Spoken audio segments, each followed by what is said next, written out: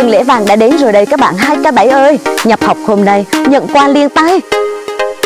Nhập học tại trường Cao đẳng Kinh tế Kế hoạch Đà Nẵng ngay hôm nay, các bạn sẽ được nhận một combo quà siêu chất với tổng giá trị lên đến 1 triệu đồng. Áo thun đồng phục thương hiệu Sếp, bộ đồ giáo dục thể chất phiên bản giới hạn, miễn 100% các khoản phí, nhập học, vệ sinh môi trường, khám sức khỏe.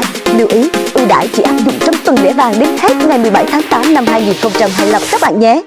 Trở thành sinh viên Cao đẳng Kinh tế Kế hoạch Đà Nẵng ngay hôm nay, bạn sẽ được học chương trình thực tế với hơn 60% thời lượng thực hành, cơ hội thực tập tốt nghiệp tại Nhật với mức lương cao, trên 90% sinh viên ra trường có việc làm ngay, chương trình đào tạo sát với nhu cầu xã hội, dễ xin việc, dễ phát triển. Còn chần chờ gì nữa, hãy nhanh tay đăng ký tại website www.veb.edu.vn,